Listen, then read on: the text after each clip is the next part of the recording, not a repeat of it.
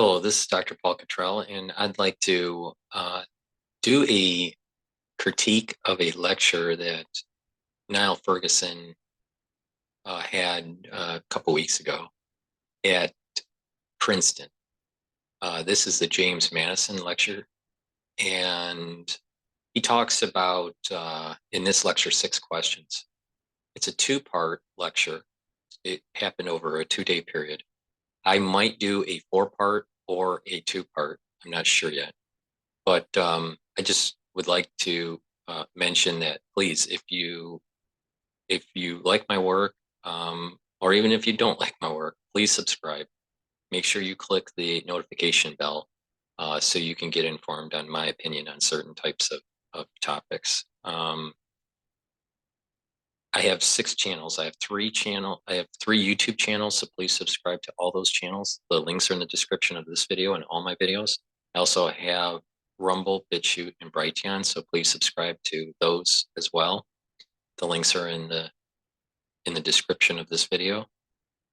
Also, I have many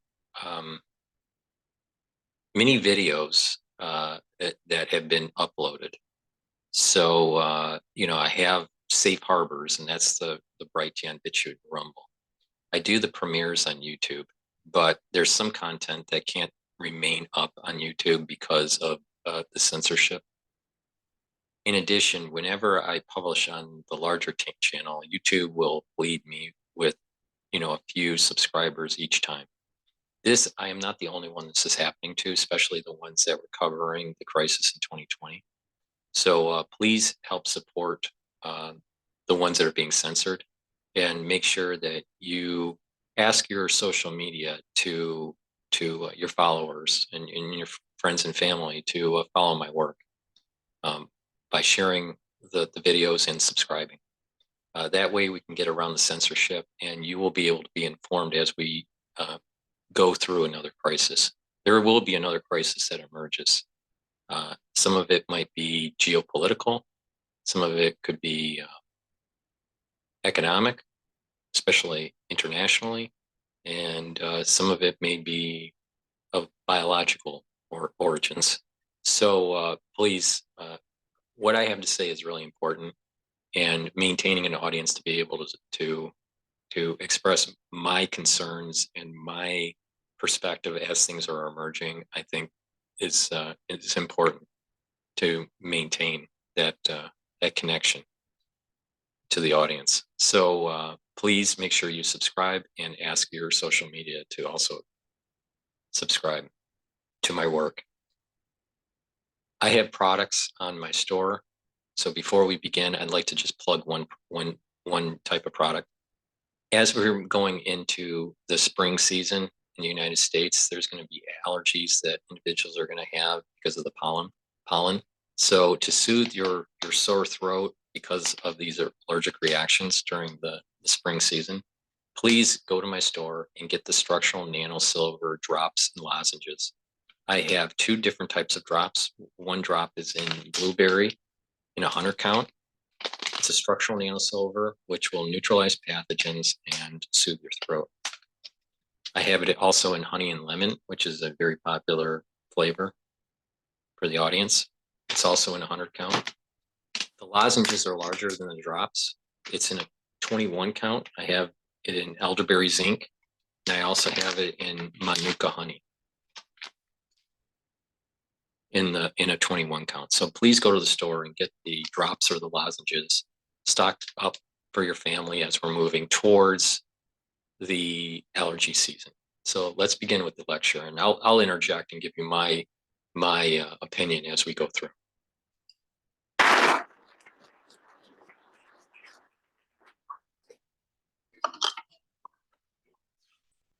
Well, thank you very much indeed, Robbie, Professor George.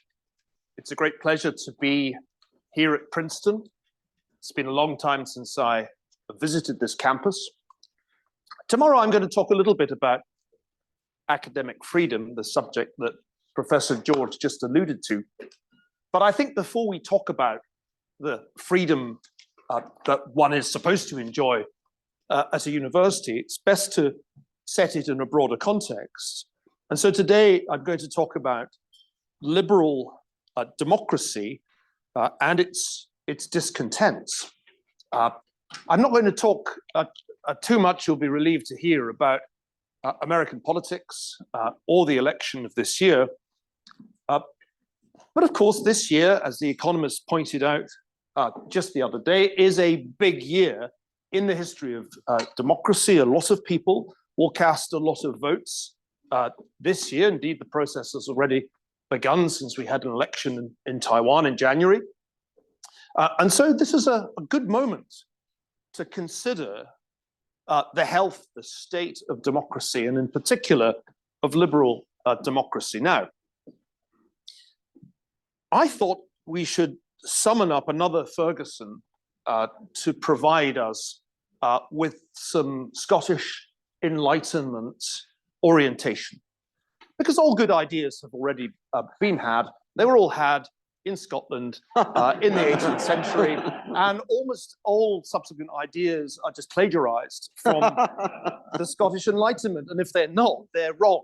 It's a reasonably good starting point for almost any discussion. And I thought that Adam Ferguson deserved more attention. The other Adam Smith generally gets more.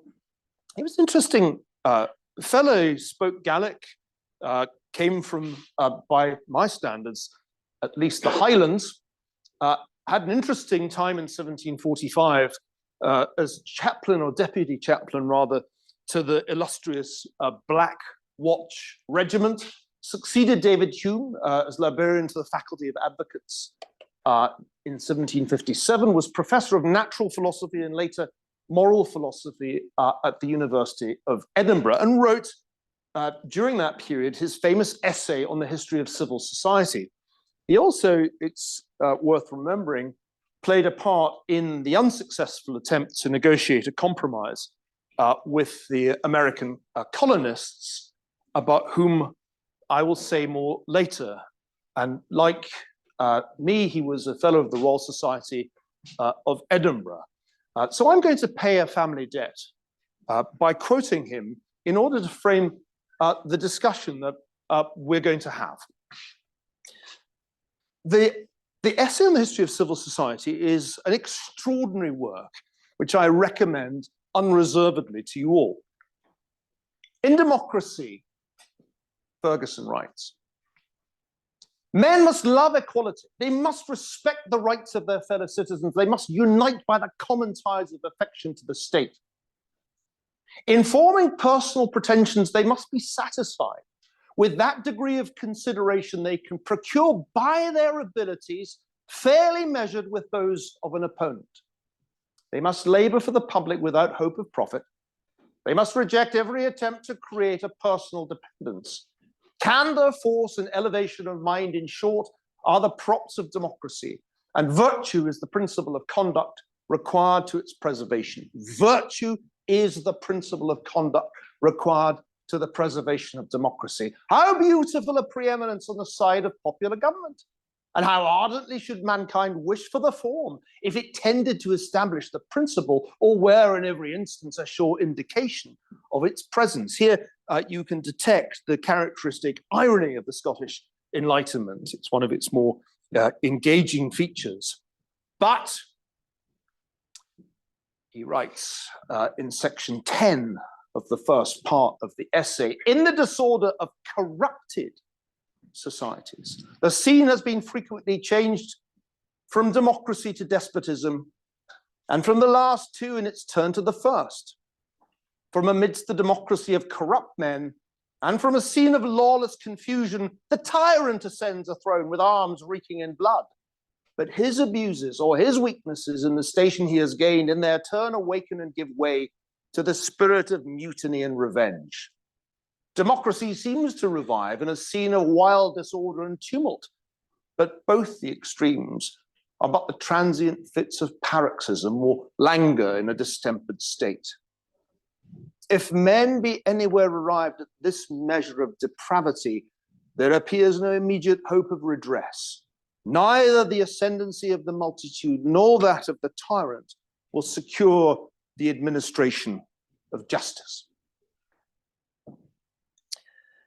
Like Smith, though I think with greater clarity, Ferguson understood that justice, that the rule of law, was in fact the more important institution, more important than democracy, and that it was quite easy for democracy to founder if virtue was corrupted, and then to lurch between demagogy and dictatorship, as he describes so well. Don't worry, there won't be too many slides like these. I just want to make you all go and read it. And you can just shut your eyes and listen to me doing it almost exactly in the accent that Adam Ferguson would have had. So these are the key sections. It's all in part 3. Nations have been fortunate in the tenor and in the execution of their laws in proportion as they have admitted every order of the people by representation or otherwise to an actual share of the legislature. Under establishments of this sort, law is literally a treaty to which the parties concerned have agreed and have given their opinion in settling its terms. The interests to be affected by a law are likewise consulted in making it. Rome and England, under their mixed governments, the one inclining to democracy and the other to monarchy, have proved the great legislators among nations. Under such favorable establishments, known customs, the practice and decisions of courts, as well as positive statutes, acquire the authority of laws, and every proceeding is conducted by some fixed and determinate rule. It is remarkable that in the 2 examples, the people in both reserved in a manner the office of judgment to themselves, an allusion to the system of jury, trial by jury. We must admire, Ferguson goes on, as the keystone of civil liberty, the statute which forces the secrets of every prison to be revealed, the cause of every commitment to be declared, and the person of the accused to be produced that he may claim his enlargement or his trial within a limited time. But it requires a fabric no less than the whole political constitution of Great Britain, a spirit no less than the refractory and turbulent zeal of this fortunate people to secure its effects. Notice again, Ferguson's point that an institution requires zeal, just as democracy requires virtue, the rule of law requires zeal. It requires. I just want to interject here a little bit. The rule of law and the constitutional republic that the United States has is founded on the idea that the branches of government follow the law and that the people respect the law. Now, when you have problems like the judicial branch legislating at the bench, in the court system, or you have lawfare that's going on against political candidates, then you have a tainted judicial system, and it's not really following the rule of the law. Another case in point, something may be deemed illegal activity or legal activity by the Supreme Court as they hear a certain case, and certain groups of people or even states don't follow what the Supreme Court is saying. So this is usually a sign of the cracks in the constitutional republic and the decline of the country and of the society. So another case in point is making sure that through the rule of law, even if one political party doesn't like what the outcome is, either in terms of the composition of the legislative branch or the composition of the judges on the bench, it is dangerous to have a particular party trying to write new law in to increase a particular number of seats, for example, at the Supreme Court, thinking that, well, if we can get a Republican or let's say if we can get a Democrat in the White House and control the Senate um, by the Democratic Party, then be able to put more liberal judges on the bench instead of, let's say, 9 judges that we have. Maybe they increase it to 13 or 21 or whatever the number is. Then it will produce a liberal viewpoint of law for decades. And that's kind of like changing the law in such a way where one particular party benefits compared to another particular party. So I also see that as a crack in the system, not just by not following current law, but trying to rewrite constitutions in such a way that stacks the deck in favor of one particular party or one particular spectrum in the politics. That's also a sign of a crack in the system where the constitutional republic is declining. So, keep that in mind, that we need to hold the rule of law and also hold accountable our representatives in not rewriting laws that aren't in their favor, and trying to push something that is politically expedient. Our framers had the wisdom to realize that in the legislative branch, compared to the compared to the executive branch and compared to the judicial branch, they're at different frequencies in terms of when they obtain office. At the Supreme Court level, it's a lifetime appointment, so it is a lower frequency turnaround. So these judges will be, in their seat, listening to cases for many, many years, usually, right? Now, for the executive branch, the president and vice president, they're up for re-election every 4 years. For the House of Representatives, I believe it's every 2 years, and then for the Senate, it's every 6 years.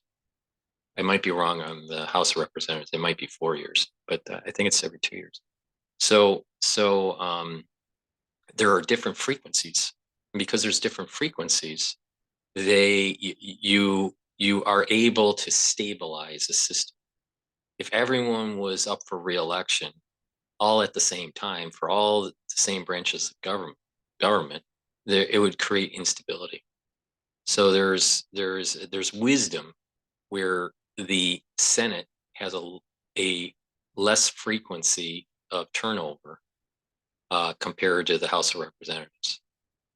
And there's wisdom with the judicial branch having a lower frequency than, let's say, the Senate or the executive branch, the White House. So keep that in mind, that there's wisdom that's been written into the Constitution with these different frequencies of branches of government. But when you have a political party such as let's just say in this case, the Democratic Party, wanting to add amendments to the Constitution where it would increase the number of seats in the Supreme Court, what that's doing is it's stacking the deck and moving the politic to another direction, and not really paying attention to the wisdom of the electorate. That our founders of the Constitution, when it was ratified, it was a compromise, and and there's built-in wisdom with the understanding that it's the will of the people and these different frequencies between branches of government that will lead to stability. But by perturbing one of the branches of government and having it swing too far to one side of the political spectrum, makes the system more unstable. And I'm concerned about that. And so when we zoom out and look at this from a philosophical point of view, independent on if someone is conservative or liberal, one would have to conclude that it's not in the vein of following law. It's in the vein of writing the law that best benefits you and not the full arc of the history of the country and where the country's future is. So the rule of law is breaking down, as simple as municipality law and in crimes increasing, murders increasing, to the point where you have legislation, you have judges legislating at the bench, or there's lawfare going against certain political candidates. I don't need to go into details. Everyone understands what I'm talking about here with the current race for the presidency. So there's lawfare that's happening to try to weaken a candidate. And then there's this the rewriting of constitutions just to enshrine a particular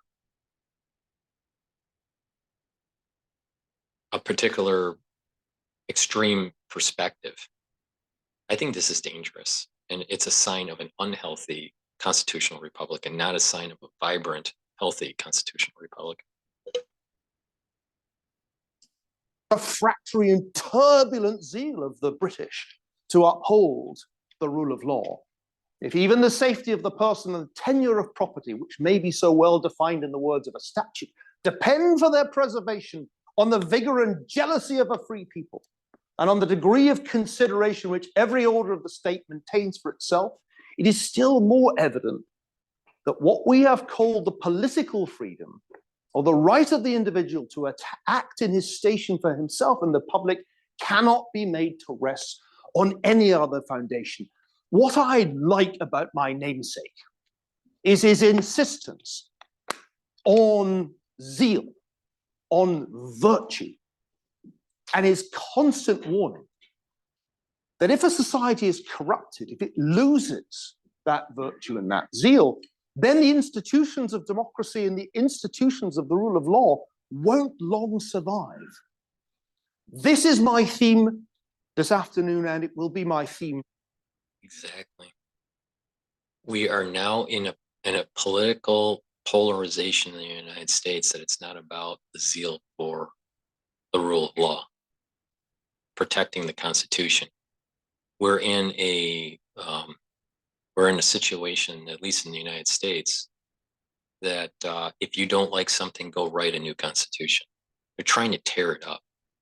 Now, for the ones that know, some different family history, my family, especially on my father's side, goes pretty far back in American history.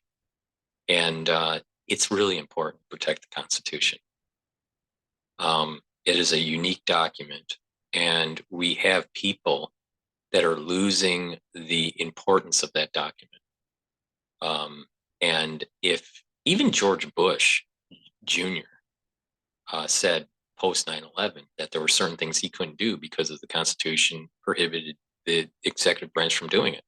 So he was famously caught saying that, the Constitution is just a piece of paper, forget about it, and that we'll just do it anyways. Well, this is the Constitution is to prevent, if we really uphold the Constitution, this is our means to legally fight the national security state. But you had at the time, post 9/11, George Bush Jr., right, that he wanted to override the Constitution and found means to try to override it in terms of we're in an emergency status or whatever, right? Or tried to, have political, not political, lawyers that would have a particular legal opinion, constitutional legal opinion, to meet a political need at the time. This is dealing with Guantanamo and what could the national security state do in terms of trying to secure the United States, and surveil the domestic citizen. So this now is still a problem in the post 9/11 era, right? But we need to, as a people, we need to hold the Constitution, because if we don't, we will lose our constitutional republic. There's too many people on the Republican and the Democratic side that if they don't like something, they just say, well, we're going to have an amendment. Now, it's hard to pass an amendment, but there's too many times where there is this, well, we don't like something, so we're going to create a new amendment. The abortion issue is the latest example of what I'm talking about here in the United States. But that's dangerous. It's dangerous because, one, it's not really about the zeal of the rule of law through the Constitution, but it's about political expediency. Tomorrow. When Adam Ferguson wrote those words, democracy scarcely existed in the world. Certainly, by our lights, there were almost no governments based on universal suffrage at the time he wrote his essay. Well, since that time, democracy has grown like Topsy.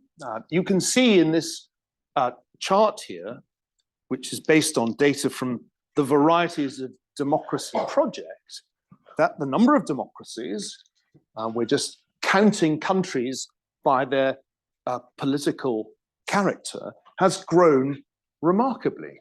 And contrastingly, the undemocratic regimes have declined. The closed autocracies, which dominated the politics of the ancien regime of the 18th century, have receded to the point that they are a clear minority of countries. So what's striking is that there really are quite a large number of democracies today, around 90 countries out of 178 for which we have reliable data, held relatively recently meaningful, free and fair multi-party elections. But the interesting thing is how young most of those democracies are. Only 24 of the world's democracies are more than 60 years old, a significant number to me as I'm about to turn 60.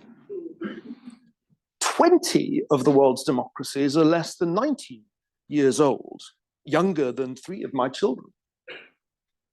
And the Varieties of Democracy database allows you to calculate what the oldest democracies are. Switzerland, Australia, New Zealand, Iceland, Finland, the United Kingdom, the United States, Canada, and Sweden, although I'm not sure Switzerland really deserves this accolade, since it was one of the last countries in the developed world to give women the vote. Pitcairn Islands has the unusual distinction of having given the vote to women first. So the point I want to make is that democracy, in the sense of governments based on universal suffrage voting, is really quite a novelty. By the standards of the historians of the Scottish Enlightenment, it's still a new thing. Because as you probably inferred from the passages of Ferguson I quoted, the Enlightenment thinkers ranged far and wide and very often extended their analysis back to the time of the ancient Romans. I'm going to, in the course of this talk, ask 6 questions about democracy. And I tell you this up front so that you will know when I'm nearing the end. I actually rather detest lectures. At Oxford, they're discouraged. We never went to lectures as undergraduates. We only went to tutorials. And I think we were right, because it's a proven bad way to teach people things. But I was asked to hold forth, and hold forth I shall. First, are democracies sliding into illiberalism, as predicted by my friend Fareed Zakaria and my colleague and friend Larry Diamond? This is a good question. It's been asked multiple times recently. Actually, Fareed wrote his essay on illiberal democracy quite a long time ago now. It was published in 1997. But Larry Diamond has recently updated it, and I won't go into detail.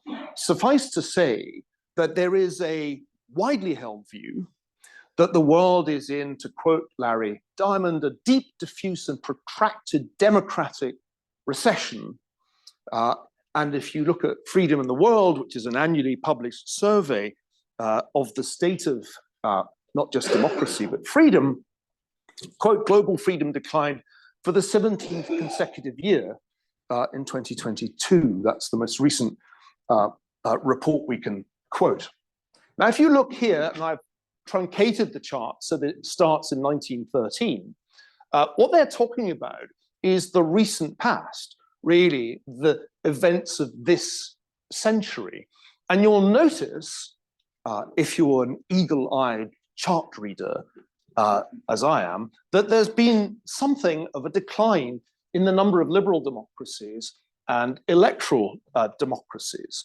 And so there is some basis for believing the theory of the democratic recession. To be precise, and I try to be precise, from a high of around 44, the number of liberal democracies has fallen down to 32. By liberal democracies, we mean countries that not only have universal suffrage elections, but hold executive branches to account by a variety of means, the shorthand for which is the rule of law. Though, of course, that embraces freedom of the press and other important institutions that we know constrain elected governments.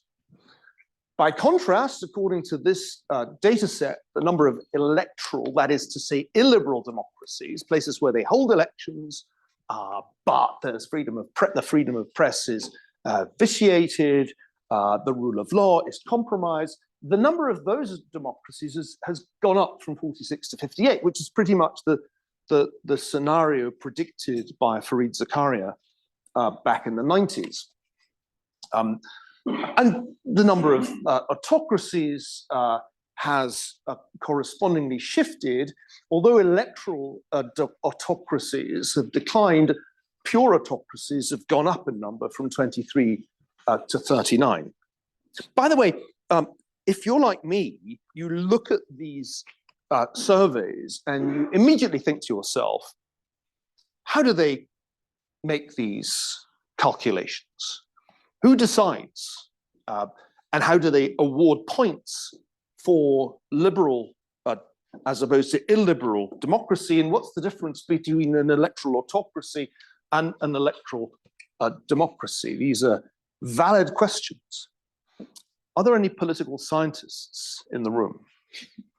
Political science is an oxymoron. Beware of it.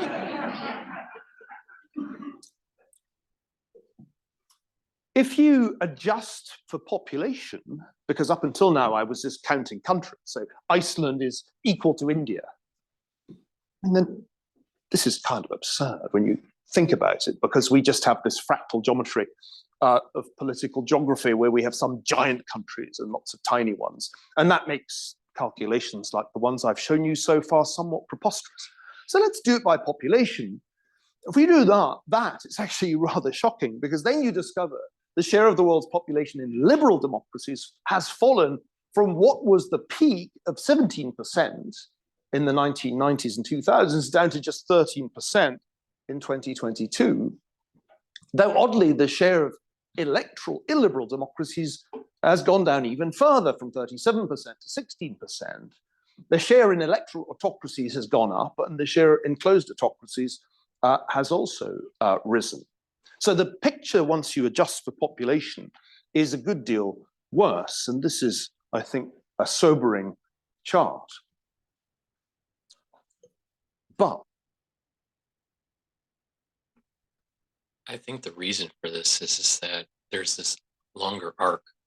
You know, I was mentioning earlier about the rule of law and the importance of the population following the law, and also the branches of government following the law, not trying to rewrite the law in their own benefit. But there's an arc of societies, and that arc has different variables, and why the arc may be longer or shorter for different democracies. Part of it is education. Part of it is the resources that society has, the amount of land, the size of the population, the education of the population, the affinity for morality in the population, economic stability. So these variables are really important. These variables are important in terms of making sure that, you know, that these democracies have a vibrancy and will last much longer. But it seems as though all civilizations have an ascent and a decline, and eventually they become extinct. You know, classic point is take a look at the Greeks, the Greek Empire, the Roman Empire. So, you know, the United States and its constitutional republic will eventually go extinct. The question is how long? Is it 250 years from now? Will it last another 50 years? We don't know. But there's definitely cracks in the system. And I would say that there are many points of data to suggest that we're already in the decline. And a big part of that is just there's a lack of affinity to the rule of law, and a lack of affinity to the Constitution. And so in the world, it's not that surprising that there's more autocracies popping up. a lot depends on what you think of India. Not surprisingly, given its vast population. Now, I was delighted to find, as I delved into the various databases, that nobody agrees on whether India is liberal, illiberal, autocratic, democratic. It's an extraordinary thing. Regimes, this tells you how subjective it all is, if you hadn't already figured that out. Regimes of the world says India's been an electoral autocracy twice, during Indira Gandhi's state of emergency, and again since 2017. But the Boix-Miller-Rosato database continues to classify India as a democracy. The Economist is kinder to Mr. Modi than regimes of the world, and it gives the modest decline in its democratic score from 7.92 out of 10, you can really measure with this precision, down to a 7.04. And the Economist concludes that we shouldn't be too, quote, prim about judging India. I think this is interesting. So you can see with this database, the Varieties of Democracy database, how countries sort of zoom around. And I mean, it's quite remarkable that here too you see the Modi regime given essentially the same score as the state of emergency under Indira Gandhi. Gets worse. This is why I became a historian, by the way. It was stuff like this. So here are all the different data bases that measure India's democracy. And you can see that they're just all over the place. In some cases, there's been such a decline in the state of Indian democracy that it's almost on the par with British rule, which I think is a little hard on Mr. Modi and the BJP. In other databases, like the lexical one, there's hardly been any diminution at all. So whether you think there's a democratic recession or not depends on what you think of this. The real question about the direction of democracy in the world is, where is India going? This is a photograph of the Indian Prime Minister groundbreaking the temple dedicated to the Hindu god Ram in Ayodhya, which was just finally opened a couple of weeks ago. And I asked my Indian friends, what am I to make of this increasingly explicitly Hindu political culture in a country with such a large Muslim minority? And those of you who know India well will know that you will get very different answers to this question depending on whom you ask. My friends in the Delhi intelligentsia, in the journalistic and academic worlds, think that the BJP is a fascist party and that India is on course to fascism. And Mr. Modi's defenders will say the exact opposite and argue that the BJP has been far better for ordinary Indians than any number of governments run by Congress. Talking of the British, my second question will strike an American audience as eccentric. How are we to explain the phenomenon of democratic monarchies? And it's an appropriate question to ask in this week when we learn of King Charles's illness and wish him a speedy recovery. Actually, Adam Ferguson wouldn't have been surprised. There's quite a lot about monarchy in the essay on civil society, not surprisingly, writing as he was at a time when the whole question of who should be king of England and Scotland had been a big enough question to cause a near civil war. Ferguson acknowledges that monarchy is one of the dominant ways in which a country can be organized. He also talks at length about aristocracy. I think Ferguson would be unsurprised to find monarchy still a going concern, but I think he would be surprised if he could join us this evening by the almost complete disappearance of aristocratic systems of government. A surprising number of democracies are constitutional monarchies today, around 43. Most of them, but not all of them, have a connection to the British Empire, renamed Commonwealth at the time of its dissolution. But there are also significant vestiges of European monarchy in Belgium, Denmark, the Netherlands, Norway, Spain, Sweden. There are all these funny little places like Luxembourg, Andorra, Liechtenstein, Monaco.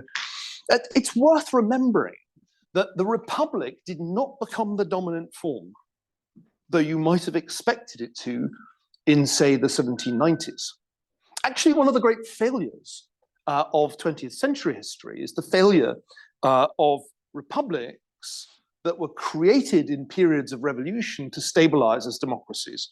An enormous number of republics founded in the revolutionary periods of the 20th century failed to remain democratic for more than a few years. This was true in Europe and Eastern Europe. It's true in the Middle East too.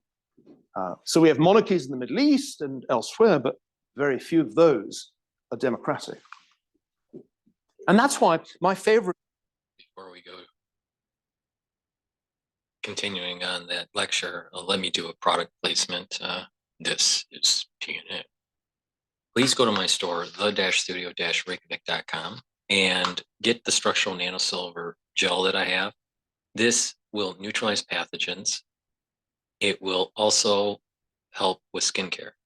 So the way to help with neutralized pathogens is put it on your hands, put it around your mouth, around your nose, around your eyes, around your ears, neutralize pathogens.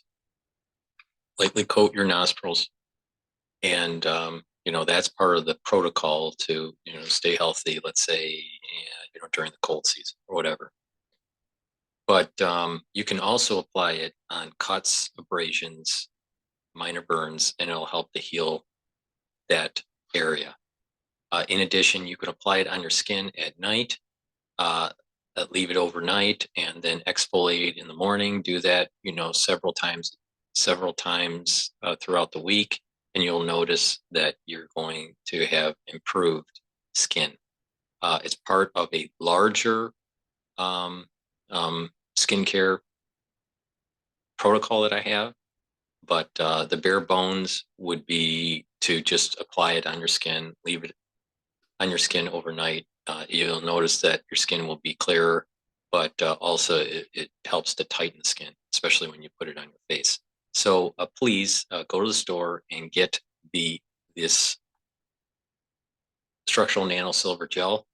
This is a dual use product, which I am, a big fan of, because, things are costly today, and people need to buy products that have dual purpose to get more bang for their buck. In addition, please go to my store and get the probiotic that I have. I have it. This one's in powder. You put the powder, let's say, in water, or you can mix it with your food. I normally mix it with hummus. You can put it in a smoothie. Take it every day. There's a little scooper in here, so you take one little scooper each day, and it'll help to improve your gut biome. Why is that important? By having the proper gut biome, you're going to have better absorption. You're going to have better metabolism, and a better communication between your gut and your liver. So please go to the store and get the probiotic. Lastly, I have Max 35. I take this every day. What you do is that you take it, take about a teaspoon of it every day. You swish it in your mouth, and you gargle with it, and then swallow. If you're not feeling well, take a tablespoon or 2 a day. This has structural nanosilver in it. This is going to neutralize pathogens. And by doing that on a regular basis, you're reducing the chances of, coming in contact with something that may make you more sick. Again, if you do get sick, take a tablespoon or 2 a day. But let me add one more product to it. So the idea of the Max 35 is it's part of an anti-aging protocol. It's one pillar. The other 2 pillars is a strong antioxidant like C60, and then bringing down inflammation with turmeric and ashwagandha. Ashwagandha also controls blood glucose levels. But you also want to boost your immune system. So you're neutralizing pathogens, and you want to boost your immune system. I have several products that will help boost up your immune system. And one of those is magnesium and zinc. So take this every day. If you're not feeling well, take a double dose of it. So let's I appreciate you purchasing my products, and the ones that have been following the protocol. Thank you for listening and paying attention to what I do. I follow the protocol that I tell everybody to follow, and you can tweak it in a certain way based on your needs. But the core of the protocol is neutralize pathogens with structural nanosilver gels and liquids. Take C60 as an antioxidant, strong antioxidant, and to bring down that inflammatory response by taking turmeric and ashwagandha. But then you add stuff like magnesium and zinc to help to boost other components of the immune system. Song in the musical Hamilton is "You'll Be Back," because I think in the end you will. You will, because it's so very, very difficult to run a republic. And most republics, as the Enlightenment thinkers and the Renaissance thinkers and the classical thinkers understood, and most republics ultimately do succumb to the demagogue and the dictator. And it's hard to avoid. I'm sorry to tell you this, but it is, I think, a very, very striking feature of history. And if the United States beats that particular trend, it will have beaten Western political philosophy. Because Western political philosophy consistently predicts that the republic will not long survive, that democratic republics are inherently unstable. Question 3 of 6, remember? Can democracies unite effectively against the forces of autocracy? Of course they can. Of course they can. Less than a year ago, President Biden went to Kyiv courageously. Few presidents have gone to countries at war in the way that he did. And he said, and I quote, "Putin thought Ukraine was weak and the West was divided. I said to you at the beginning, he's counting on us not sticking together. He was counting on the inability to keep NATO united. He was counting on us not to be able to bring in others on the side of Ukraine. You remind us," he told President Zelensky, "that freedom is priceless. It's worth fighting for as long as it takes. And that's how long we're going to be with you, Mr. President, for as long as it takes." Well, this was funding of Ukraine a year ago, and the United States was by far the dominant contributor to the Ukrainian war effort. And this is where we were the last time the Ukraine support tracker was published, with the Europeans having overtaken the United States. And I leave it to your imagination what this chart will look like in a couple of months' time. Because as things stand, the probability is falling rapidly that the United States will continue to support the Ukrainian war effort in 2024. Last year, many people worried that if Donald Trump were re-elected, the US would cut off its funding to Ukraine. And it's happened 10 months before the presidential election. A friend of mine is embedded with Ukrainian troops at the moment at the front line. And he emailed me to say that the disaffection and disillusionment amongst ordinary Ukrainian soldiers at the congressional cutoff of aid to Ukraine is a source of a significant loss of morale. Polling is interesting on this. Lord Ashcroft's polling probably has the greatest precision. This is polling of US voters by party. And you can see that around 30% of Republicans, when this poll was conducted, which was late last year, think the US is doing too much. And 46%, which is about the right number across all party affiliations, think it's doing about the right amount, which of course it isn't and wasn't. Certainly not if the goal was for Ukraine to win the war as opposed to just not lose it. And the polling, I think, is quite clear here. Something like 39% say the United States is doing too much with respect to the military as opposed to the humanitarian situation. Asked, does the US have an interest in Ukraine? 30% of Republican voters say the Ukraine-Russia conflict has nothing to do with the US and we should not be intervening in any way. The striking thing to me is that that is not massively out of alignment with the average for all voters. So that answers that question. And I suppose it leads naturally into my fourth question. Is there a political economy of democratic self-destruction via excessive debt and/or inflation? Those of you as old as I am will recollect that this was a fairly common hypothesis of conservative thinkers in the 1970s when inflation was in double digits in most developed countries. I think it's still a question worth asking today, though inflation has not reached 1970s levels. Ever since I began writing about the United States, and I began writing about it more than 20 years ago, there has been a more or less unsustainable fiscal policy at the federal level. And one can see that it's not unique to the United States, because there are countries, including the United Kingdom, including France, Italy, and Japan, that have even higher levels of public debt in relation to gross domestic product than the United States does. The inflation problem has not recurred in the way that it did in the 1970s, or at least perhaps I should say not yet, because it's worth bearing in mind that what happened in the last few years also happened in the early 1970s. And it, I think, is still premature to declare the inflation problem over, though economists itch to do that. But at any event, the significance of these fiscal and monetary data are political as much as they are economic. It is already clear, and this relates to my last question, it is already clear that the United States is spending more on interest payments than on national security at this point. I'm going to make this probably a 4-part series, and I'll stop here.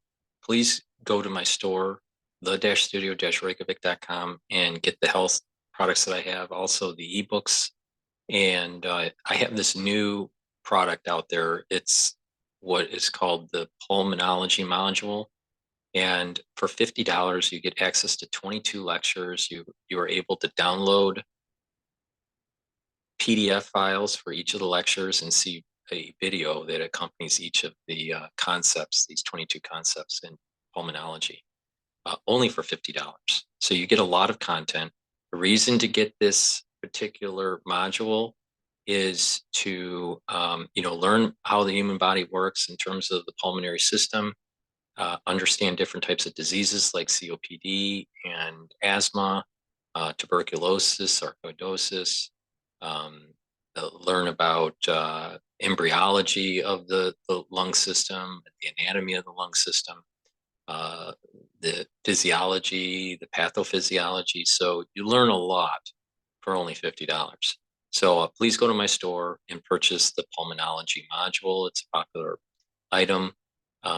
And you're challenging your mind. You learn about medicine, and you're reducing that power imbalance between your physician and yourself. And by doing that, you are going to be going into that doctor's office appointment with more knowledge, and you will be able to be more discerning and be in more charge of your healthcare as you're discussing your particular needs with your physician. So please go to the store, the-studio-reykjavik.com, get the health supplements, and get medical knowledge. All right, you can learn a lot in a very short amount of time by purchasing that module. Thank you for listening, and have a nice day.